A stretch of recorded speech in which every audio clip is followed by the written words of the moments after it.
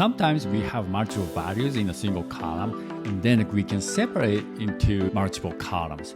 For example, this data is airline delay data. Each row represents each flight of a particular day, and you can see which airport or location that particular flight left and then arrived, and how many minutes late at the departure time or arrival time, and so on. But here we have this column called origin city name, and then this column contains the city name and also the state name. And we want to separate it so that and we can see like how many flights by state or how many flights by even city, right?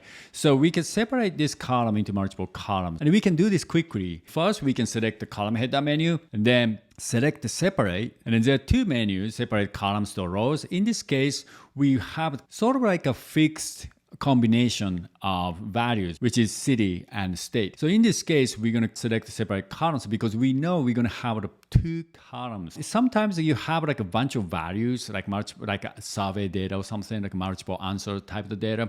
Then in that case, you might want to do like the separate to rows. But in this case, we're going to do separate to columns. And how you want to separate it? What is a separator?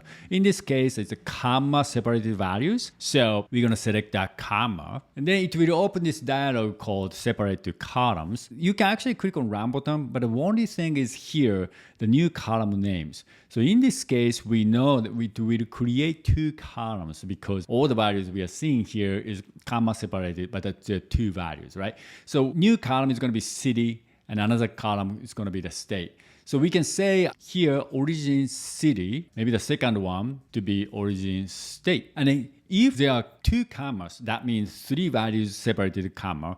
In that case, you want to give another column name, so like to have the three column names here. If you fail to do so, then it will create only two columns. That means the last or third value will be dropped off. Okay, so we have two column names. That means we will create two columns, and then click run button.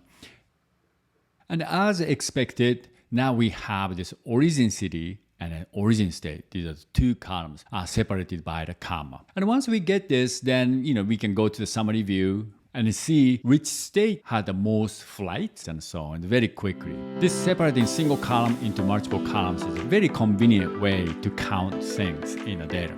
Anyway, that's it for today. Thank you for watching. Bye.